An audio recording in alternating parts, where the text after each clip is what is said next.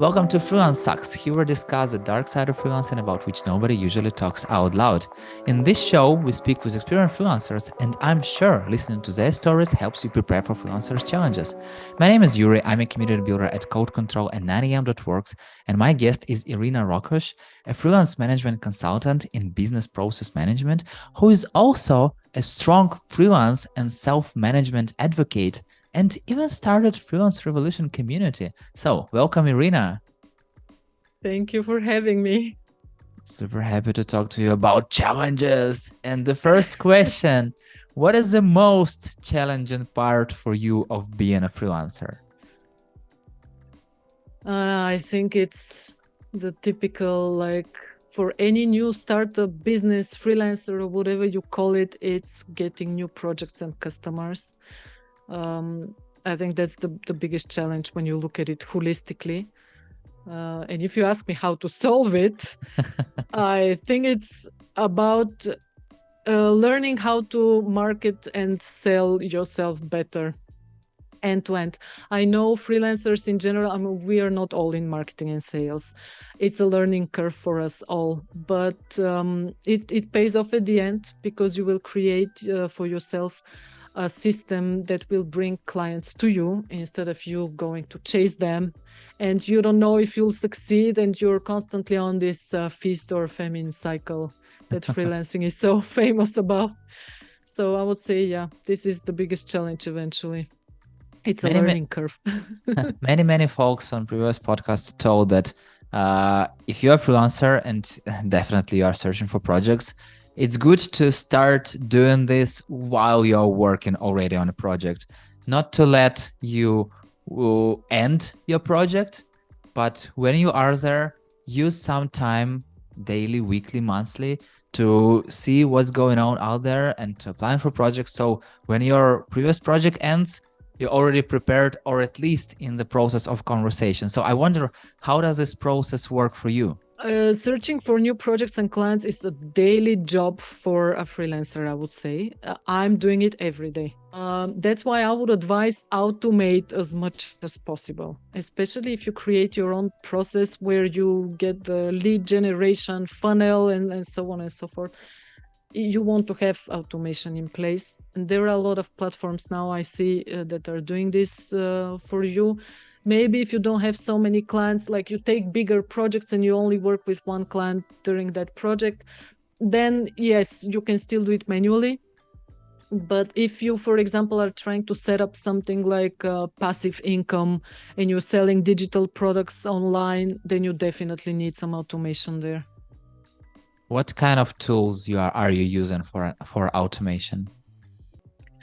I so far am not using tools, but I started looking into different tools that other freelancers are recommending, and everybody has their preference depending on what they're doing. One I recently saw, I think it was called Moxie. It it's really made for freelancers and takes care of all the different parts, nearly everything that you would do in your freelancing business, and it has automation as well. It's of course paid, but it wasn't like impossibly expensive. I like what I saw in this tool, and probably I'm going to try it out pretty soon. Thank you very much for sharing. I will definitely check it too. And the second question, what is the most time-consuming thing you must deal with as a freelancer, except for doing work itself? I view every activity like in two aspects. One is doing the actual work, and the other is managing the work. So managing all of the activities that will enable you to do the work. That part in freelancing is huge because you're alone and you do everything yourself. So if you are as a permanent employee, like working at a company, you have managers, you have other people, everybody is doing something. So you really can only focus on your little piece. But with freelancing, it's a business. And even if you're alone, it's still a business, and all the little business functions like financials, legal, taxing, accounting, all of this goes into finance. Then you have HR even. I mean, you have an employee, it's you, but you still have to figure out your career development, your networking. Then you have facilities and IT. You have to create your setup for working, get your hardware and software. Then you have operations. Then you have to figure out what are all your processes and all your tasks, and how to manage yourself and how to manage your client. And then you have the actual execution, which is again project management. I mean, you do what you do, but you have to manage how you're doing it, and you have to manage all the people you're doing it with, including the client. So all of that takes an enormous amount of time, and you have to be very disciplined. And I think this is one thing that really stands out with all the founders and startup owners and startup CEOs and freelancers and so on. When you're running a business, discipline is of utmost essential skill, and you have to make sure that whatever you do, whether it's inside work or outside of work, is structured and it's not chaotic, because otherwise it will bleed into the other part. Like if you haven't done your work, it will bleed into your personal life. And if it's a mess in your personal life, it will bleed into your work. Yes, it happens also with corporate employment, permanent employment, but it happens so much more when you're on your own. You know, it reminded me a movie Split, when there was a person and he was like, he has like 8 or 9, I don't know how many personalities, and it feels like it's very similar what about Freelancer. And I also saw a trailer for a movie Freelancer or Freelancing Yeah. with John Cena. It's not how it works, you know. They don't Yeah. know real Freelancer. Why did they call it? I feel like it's more like Split, and like that would be the real Freelancer movie. But anyway, I wonder, what is the most nerve-consuming thing you must deal with as a freelancer? I think that would be when I have to manage the client, because a lot of the times, I mean, I work with big corporate organizations, and not everybody is used to working with freelancers in these corporate organizations. What they're used to do is work with permanent employees, so they treat you as one.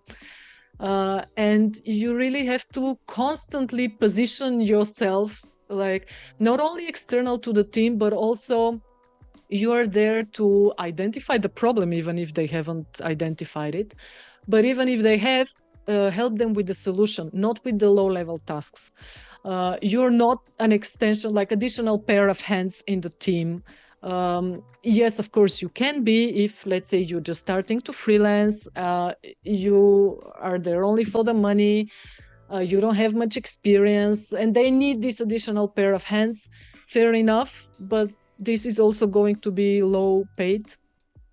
But if you're senior, then you're selling your skills as a problem solver, and then this is also a lot more highly paid. I mean, we all know this joke, the famous joke, when there was a machine that broke and nobody knew how to fix it, and they called the technician, and then the technician comes, looks, like tries this and that, see how it works, and then at the end he takes a little hammer, smashes something on the side, and the machine starts working. And then the next day he sends the invoice, and the invoice says, it's for, let's say, €1,000. €1 for having the hammer and hitting. And that's what the expensive part is. Your knowledge and skills and experience. So you want to position yourself like that. You want to be seen like this, and that's how your business will prosper. Not if you're known as the best manual worker, because there are a lot of those. Yeah, exactly. But how do you position yourself in that way? Because, you know, if a freelancer who's looking for a job and then they receive a project, they need to be paid, you know, they're in search of money, and then like, okay, I will do whatever you tell me to do. But how to still position yourself in a way that I'm not just one more piece in your machine. I'm here to bring value and to help you.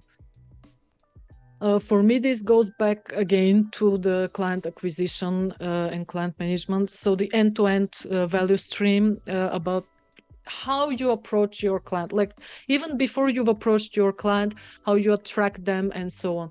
If you have your own processes end-to-end, that makes you seen more like a business, like a solid business that knows what they're doing.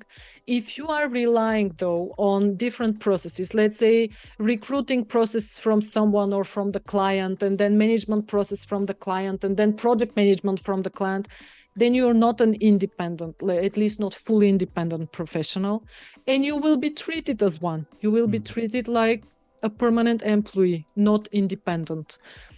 But imagine even how the conversation goes if the client approaches you following their recruitment process. It's going to be a job interview.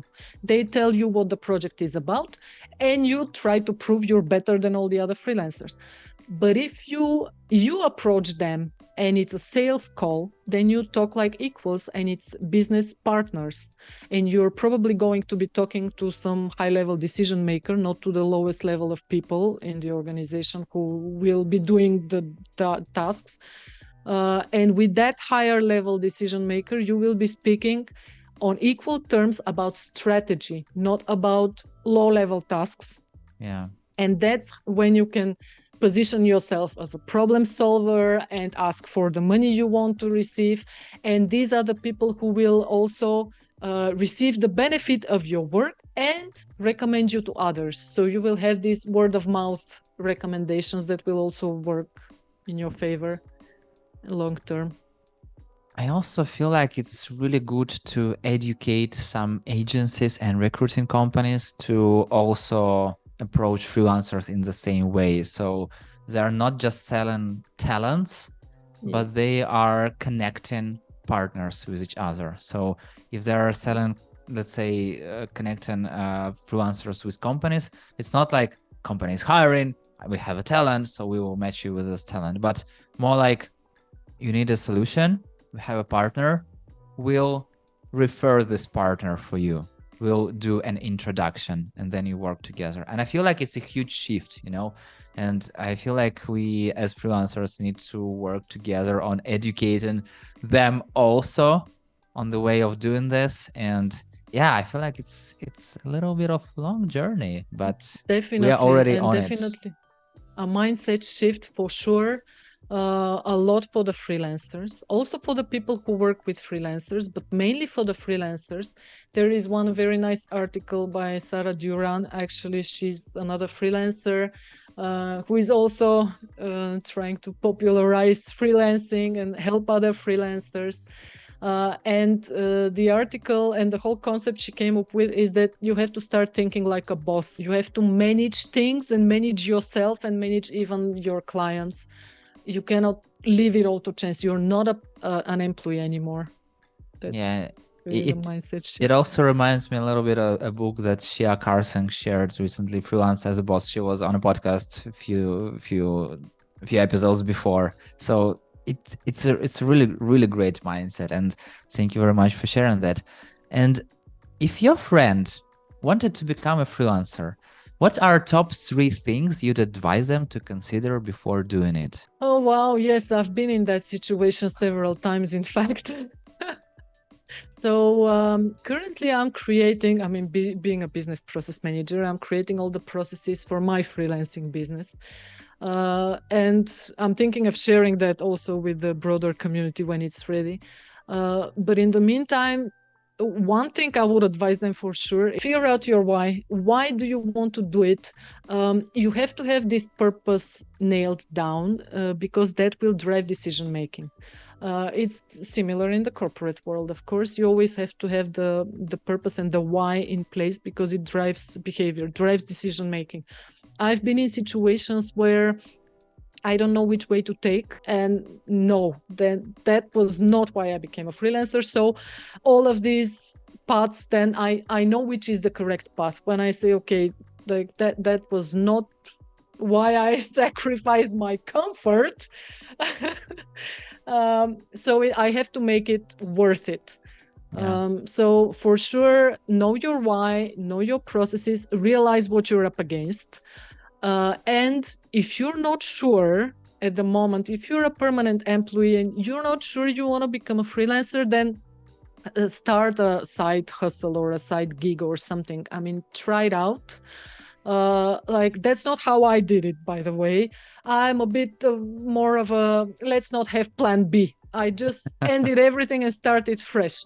But that's not necessarily the best way. Maybe play it a bit safer than what I did and try it out first, see how it goes.